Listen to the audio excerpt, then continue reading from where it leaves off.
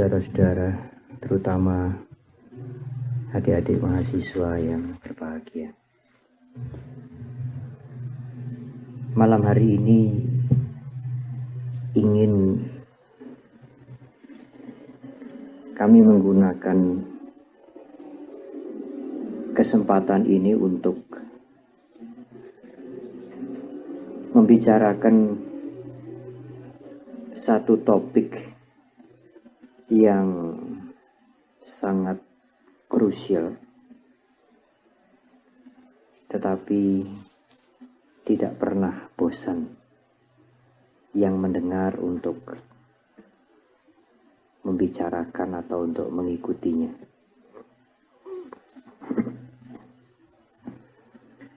Topik tentang ketuhanan. Pernah ada kesalahpahaman, dan juga kalau saudara sekarang membaca tulisan-tulisan yang sering menyebutkan bahwa tulisan-tulisan yang ditulis oleh penulis-penulis barat, dan tidak jarang juga ditulis oleh penulis-penulis Buddhis sendiri, yang menyebutkan bahwa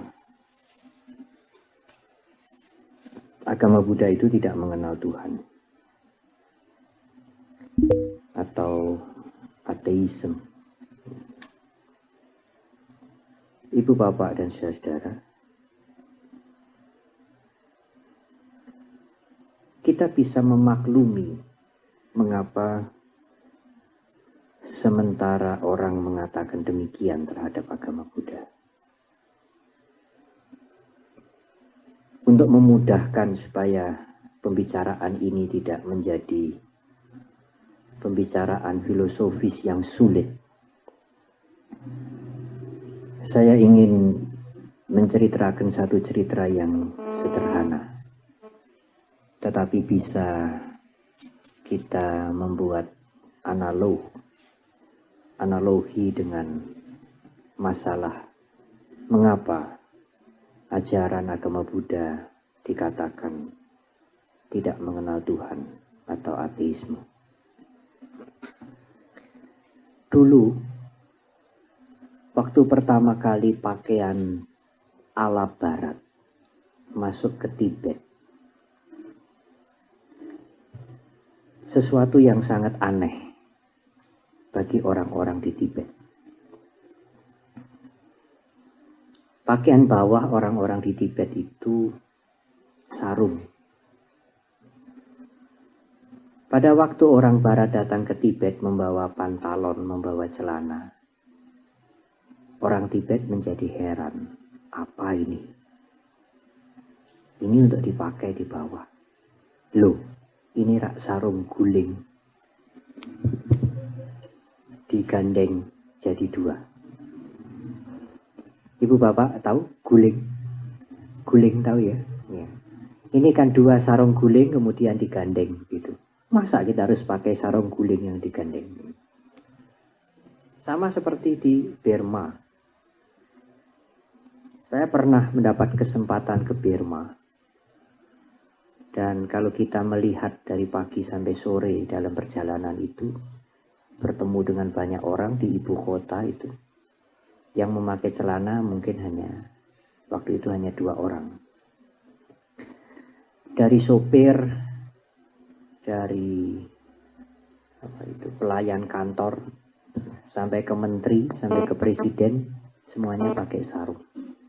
Nyopir ya sarungan. Nah, kalau orang-orang barat pulang ke barat, ke negaranya, dia cerita tentang Burma, dia cerita tentang Tibet kepada keluarganya. Dia mengatakan, oh, di Tibet, di Burma itu orang tidak punya celana. Keluarganya akan mengatakan, loh, kalau begitu mereka itu telanjang. Tidak. Mereka tidak punya celana, tetapi mereka tidak telanjang. Mereka punya pakaian bagian bawah yang berbeda dengan pakaian kita. Sama dengan orang Tibet atau orang Burma yang pergi ke barat atau keluar dari negaranya. Di barat mereka tanya sarung atau mau beli sarung mungkin sulit. Karena hampir semuanya memakai celana, pakaian pantalon. Dan kalau mereka pulang ke Tibet, mereka pulang ke Burma, cerita dengan sanak keluarganya mengatakan, oh di negara barat itu tidak ada sarung, tidak ada orang jual sarung. Apalagi pakai sarung. Kalau kalimat ini tidak dilanjutkan, yang mendengarkan mengatakan, oh apa orang barat itu telanjang semua. Oh tidak. Pakaian bawah mereka berbeda dengan sarung kita. Mereka tidak punya sarung, tetapi bukan berarti tidak punya pakaian. Sebaliknya, orang-orang Tibet, orang-orang Barat tidak punya celana, tapi bukan berarti tidak punya pakaian, bukan berarti telanjang.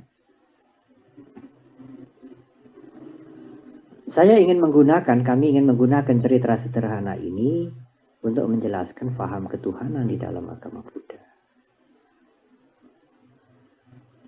Pengertian ketuhanan di dalam agama Buddha amat berbeda dengan ketuhanan atau Tuhan yang sering kita dengar di masyarakat Indonesia ini terutama.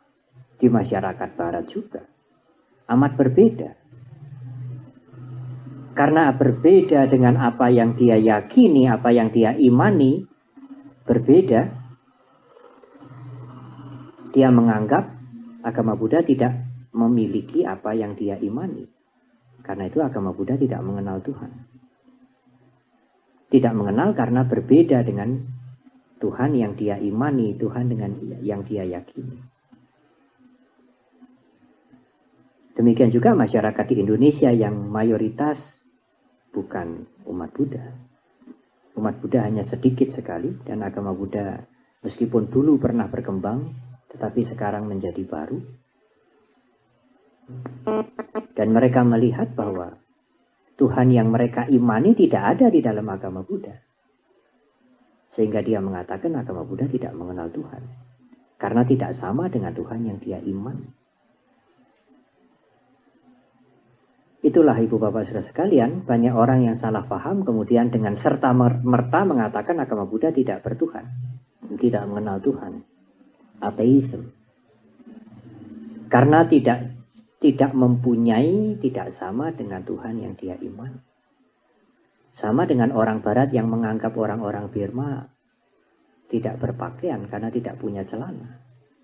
Tidak punya celana bukan berarti tidak berpakaian. Dia punya pakaian yang tidak sama seperti celana. Agama Buddha mengenal ketuhanan tetapi amat berbeda dengan ketuhanan yang difahami, yang diimani oleh saudara-saudara kita umat beragama lain. Ibu bapak saudara-saudara, memang kalau kita melihat Tripitaka, tidak ada istilah Tuhan di dalam kitab suci Tripitaka. Saya kira di dalam kitab suci Quran juga tidak ada istilah Tuhan. Karena Tuhan berasal dari bahasa Melayu kuno. Bukan bahasa Arab, bukan bahasa Ibrani, bukan bahasa India kuno. Ibu bapak, tetapi kita berusaha untuk memahami lebih dahulu apa yang dimaksud dengan Tuhan dalam pengertian umum. Kemudian kita memeriksa Tripitaka, kitab suci kita, dan kita melihat apa yang dimaksudkan di sana itu, bagaimana dimaksudkan di dalam kitab suci kita. Di dalam agama Buddha Tuhan bukan personal, Ibu Bapak. Apa yang dimaksud dengan personal? Personal itu berpribadi. Digambarkan sebagai manusia. Dan pengertian Tuhan seperti itu tidak didapat di dalam agama Buddha. Dulu agak sulit kami menjelaskan tentang Tuhan yang tidak personal, impersonal. Karena sulit memahami itu, sekali lagi, banyak di antara mereka yang dengan gegabah ya, sembrono mengatakan, oh agama Buddha tidak bertuhan, tidak mengenal Tuhan. Tetapi Ibu Bapak, baru-baru ini saya dikejutkan dengan ada tulisan di Jawa Pos, bukan koran kecil ini, tanggal 19 Mei tahun ini. Satu wawancara dengan dosen dari Universitas Paramadina, Saudara Budi Munawar Rahman, yang bertanya Saudara Ulil. Saya kenal baik dengan Saudara Ulil. Waktu itu kita bersama-sama pergi ke Jordan.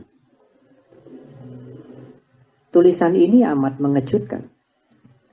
Karena selain dimuat di Jawa Pos, dengan judul yang besar-besar juga. Judulnya tidak tanggung-tanggung. Konsep Tuhan personal sudah ketinggalan. Dan yang berbicara bukan seorang Buddhis. Seorang dosen Muslim. Mereka berdialog, mereka terlibat di dalam satu tanya jawab yang kemudian diangkat di koran Jawa Pos. Tanya jawab atau dialog ini sebetulnya membicarakan tentang buku yang juga sedang menjadi bahan perbincangan, menjadi bahan bahasan secara meluas. Dan buku itu juga judulnya tidak tanggung-tanggung, Sejarah Tuhan. Di Wihara Mendut ada buku ini dalam bahasa Inggris. Dan buku ini sekarang sudah diterjemahkan. Penerjemahnya juga saudara-saudara kami Muslim. Diterbitkan juga oleh penerbit Muslim, Misan. Buku Sejarah Tuhan ini ditulis oleh seorang biarawati Katolik. Seorang suster yang bernama Karen Armstrong. Tulisan ini tidak bersifat teologis, tetapi mengemukakan data-data sejarah. Sejarah tentang perkembangan pandangan konsep manusia tentang Tuhan. Dan akhirnya sampai pada satu kesimpulan, dia membuat chapter dari buku-buku ini sangat menggelitik. Antara lain chapternya pada mulanya Tuhan yang satu. Dia membahas perkembangan pengertian Tuhan dari 3 agama besar, Yahudi, Kristen, dan Islam. Chapter yang lain tentang Trinitas, Tuhan Kristen, keesaan, Tuhan Islam, Tuhan para filosof, Tuhan kaum mistik, Tuhan bagi para reformis. Chapter yang ke-9 pencerahan, chapter yang ke-10 kematian Tuhan, chapter yang ke-11 masih adakah masa depan bagi Tuhan. Tulisan ini tidak ditulis dengan bahasa filosofis. Karena Karen Armstrong yang seorang biarawati itu lebih memilih pendekatan sejarah. Mudah dibaca. Meskipun mungkin tidak terlalu menarik bagi mereka yang tidak tertarik dengan hal-hal spiritual, dengan keagamaan dan sebagainya. Ibu bapak dan saudara-saudara, membaca ini memang melelahkan. Apalagi tebal. Meskipun sudah diterjemahkan ke bahasa Indonesia. Buku tentang sejarah Tuhan ini, The History of God, sudah diterjemahkan ke 35 bahasa. Tapi kalau saudara ogah membaca buku setebal ini, apalagi urusan Tuhan, saudara baca ini aja, dialog yang di Jawa Pos, 1 lembar. Saya kebetulan membuat fotokopi 30. Ibu bapak saudara yang ingin membaca, ingin mempunyai, silahkan fotokopi sendiri dari yang 30 lembar ini. Saya membaca fotokopi ya, membawa fotokopi ini 30 lembar. Saya tidak membaca semua, tetapi saya akan membaca beberapa bagian yang memang sejalan dengan pandangan, dengan pengertian ketuhanan dalam agama Buddha. Antara lain, si penanya bertanya, saudara Ulil, apa yang ingin Armstrong katakan dalam bukunya tentang sejarah Tuhan itu? Dijawab, dalam bukunya tentang sejarah Tuhan itu dia ingin menegaskan bahwa dewasa ini kepercayaan mengenai Tuhan personal sudah tidak cocok lagi.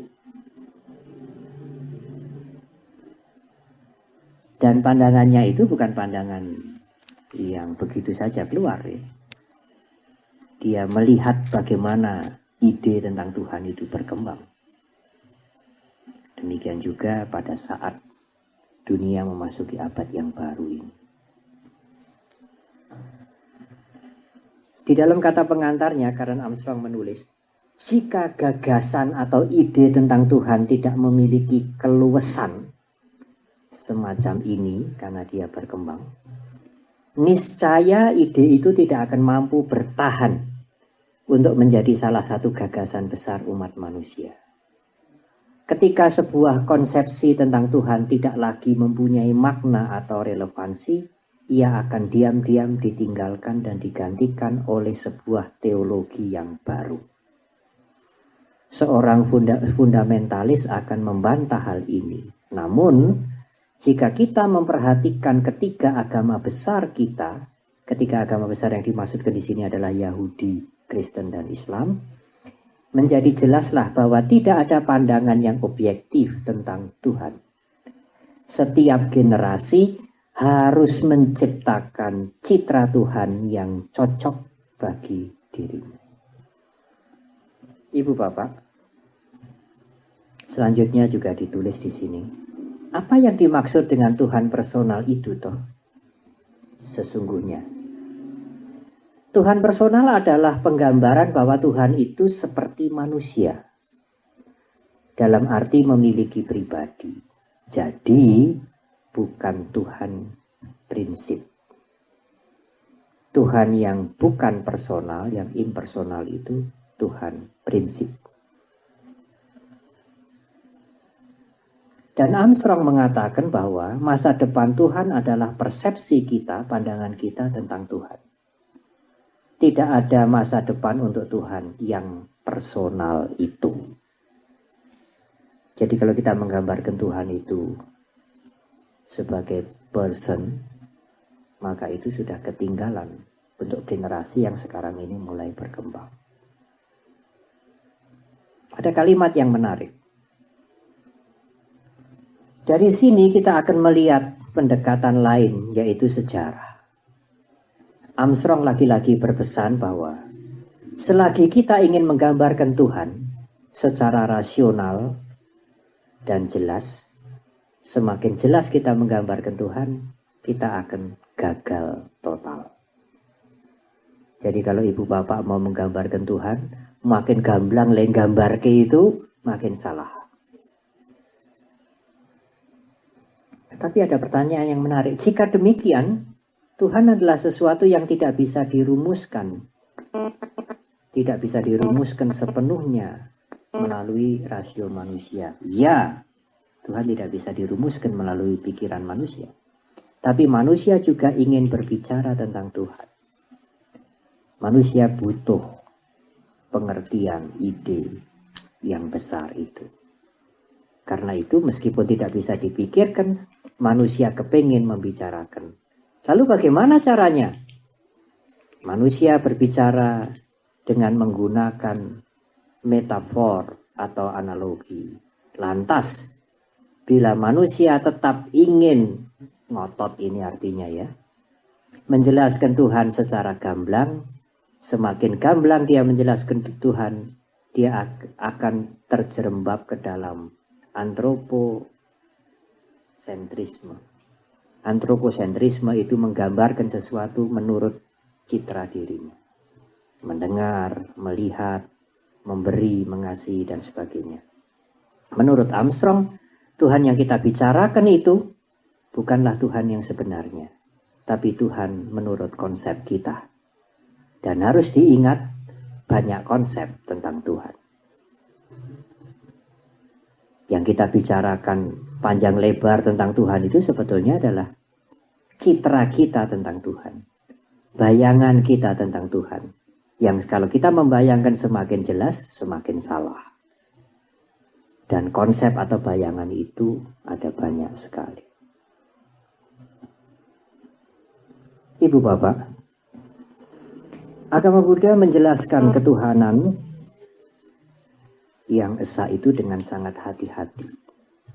Seperti pernah saya singgung di tempat ini beberapa waktu yang lalu. Agama Buddha cenderung menggunakan kalimat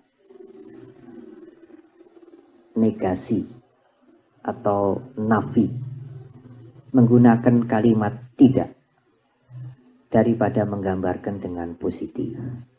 Karena semakin jelas digambarkan, akan tergelincir untuk memanusiakan Tuhan. Kalimat-kalimat yang sering kita jumpai di Tripitaka adalah yang tidak dilahirkan, yang tidak perpaduan, yang tidak menjelma, yang tidak tercipta. Tidak.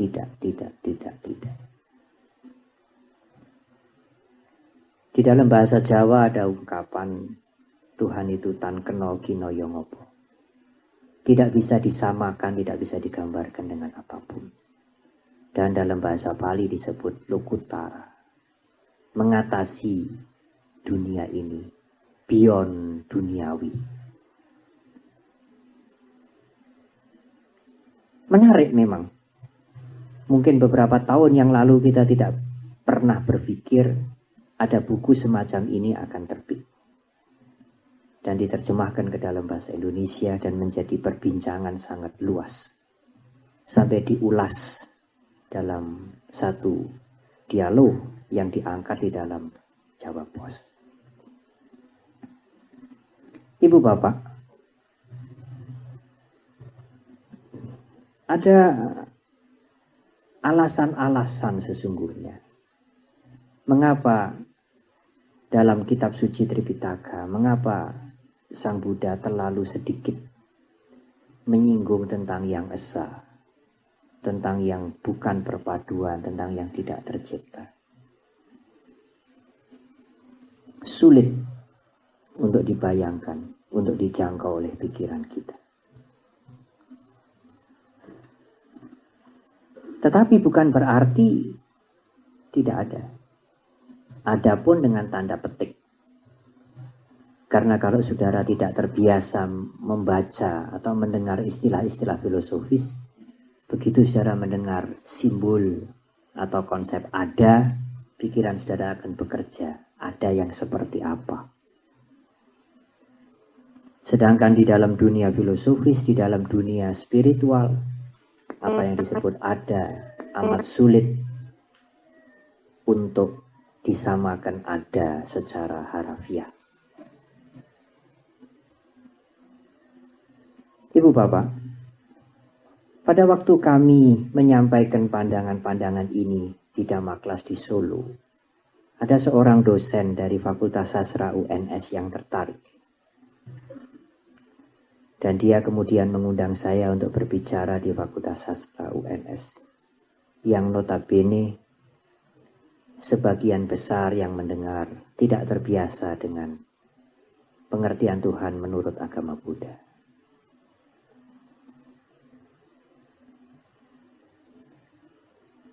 Di antara mereka yang mendengar, ada salah seorang yang kemudian pada waktu ada sesi tanya jawab, ada salah seorang orang yang mengatakan,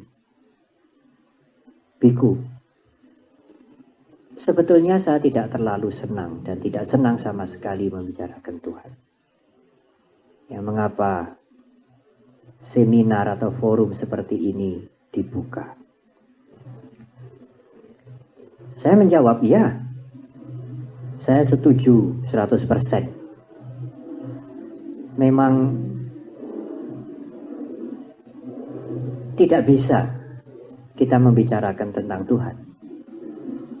Tetapi karena saya diminta dan sehubungan dengan adanya buku-buku yang diterbitkan, adanya pandangan-pandangan yang paralel, yang similar dengan agama Buddha, maka saya berusaha untuk berbicara sedikit. Dan itu pun tidak banyak. Ibu, bapak, dan saudara-saudara, amat sulit di dalam kerangka pengertian Dhamma untuk menerima Tuhan personal. Karena di dalam pengertian Dhamma, yang personal itu pasti terkena perubahan. Dan yang asangkata, yang bukan perpaduan, tidak terkena perubahan. Karena itu menggambarkan Tuhan sebagai pribadi, sebagai personal adalah tidak tepat. Ibu bapak, di dalam buku ini juga disebutkan, dibahas, pada waktu ada peristiwa Auschwitz, di mana banyak orang dimasukkan ke dalam kamar gas oleh Hitler dan mereka dibunuh. Kemudian 2 bom atom meledak, dijatuhkan untuk meratakan Hiroshima dan Nagasaki pada tahun 45. Sampai baja menjadi lumer. Setelah peristiwa itu beberapa tahun kemudian, ibu-ibu yang melahirkan anak-anaknya juga cacat karena pengaruh radioaktif. Ribuan, puluhan ribu, mungkin ratusan ribu. Orang kemudian bertanya, di mana Tuhan? Mengapa peristiwa itu dibiarkan? Pada waktu ada ribut-ribut rame-rame masalah di Ambon, di Maluku, di Poso, orang juga bertanya, di mana Tuhan? Mengapa masalah itu dibiarkan? Beberapa waktu yang lalu ada seseorang yang memberikan komentar. Pada waktu ada peristiwa World Trade Center di New York dihantam dengan pesawat. Kemudian Amerika membalas menyerang Afghanistan. Ribuan, puluhan ribu orang menjadi korban. Di mana Tuhan? Ada satu jawaban yang menyebutkan bahwa, yang berusaha untuk menjawab bahwa, ya semuanya itu sudah termasuk skenario besar, sudah termasuk rencana Tuhan. Di balik semuanya itu tentu ada hikmahnya.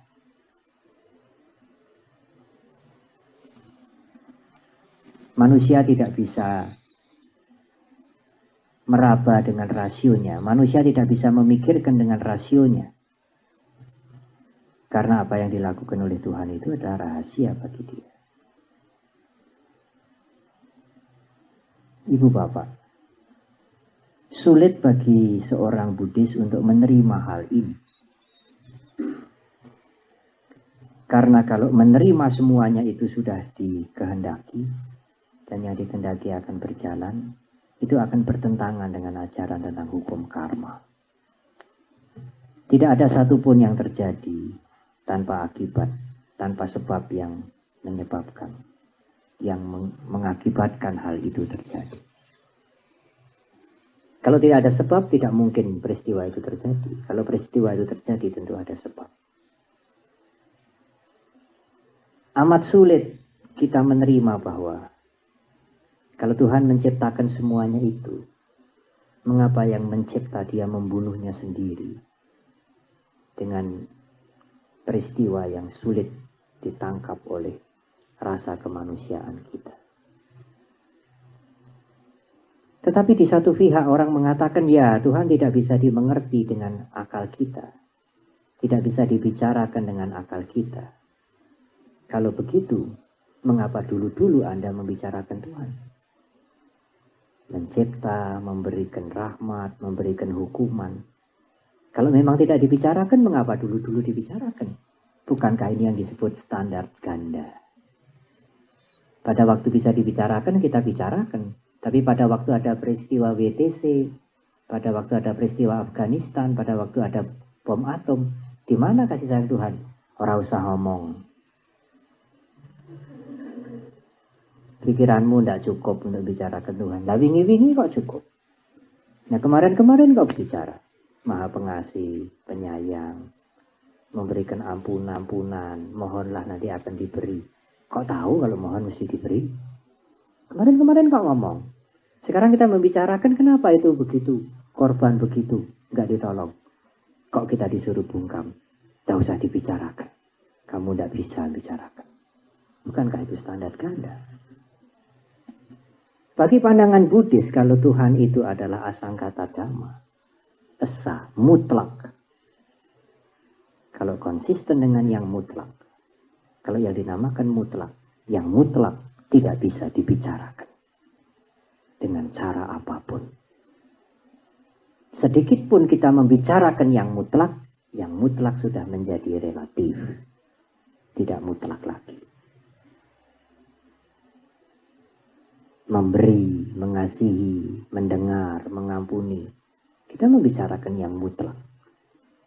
Pada saat kita membicarakan yang mutlak, yang ultimate, yang mutlak menjadi tidak mutlak lagi. Dan Buddhis konsisten dengan itu, yang mutlak adalah mutlak. Tidak ada kata-kata, tidak ada penggambaran, tidak ada bayangan-bayangan, tidak ada konsep-konsep yang bisa menggambarkan yang mutlak.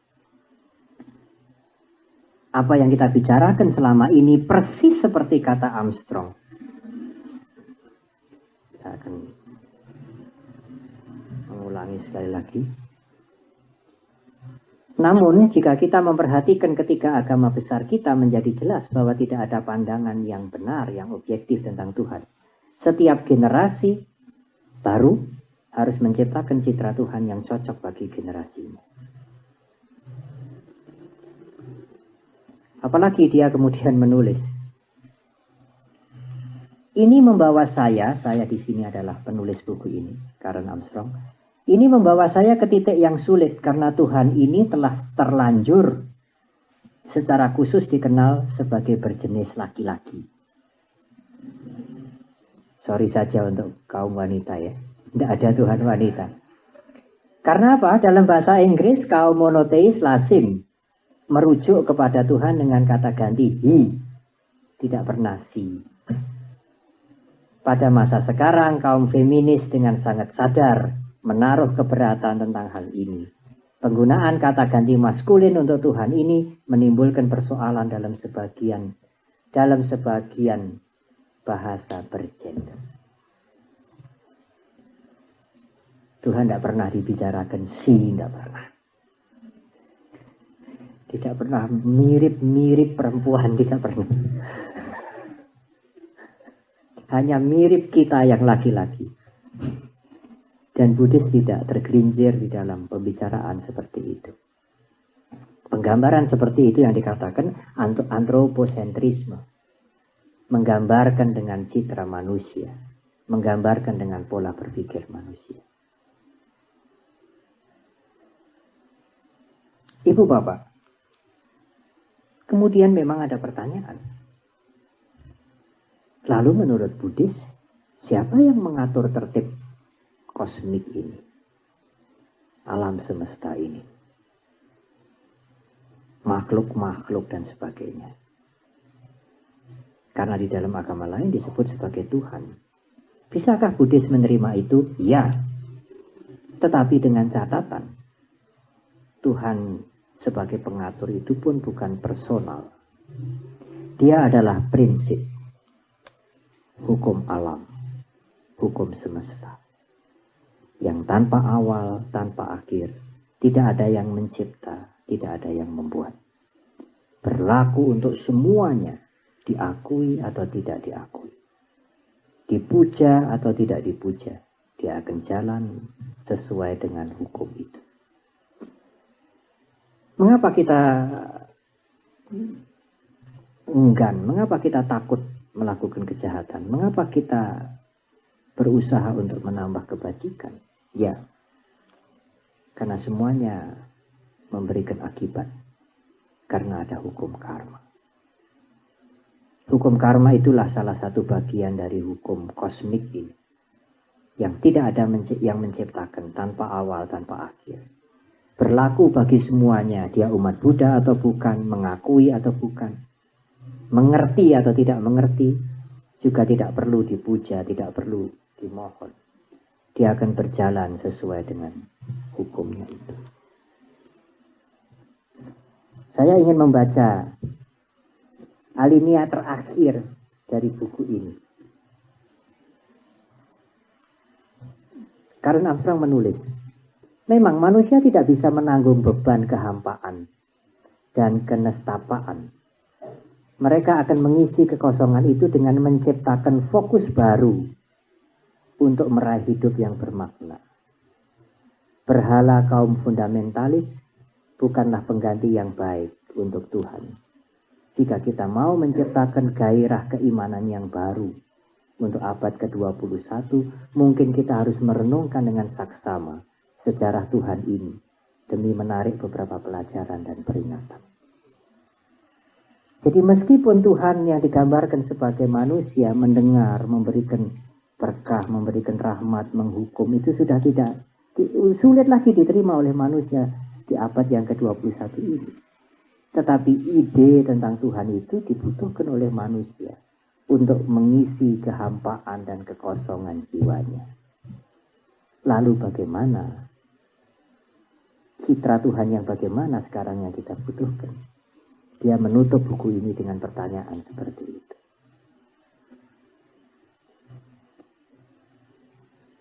Ibu Bapak,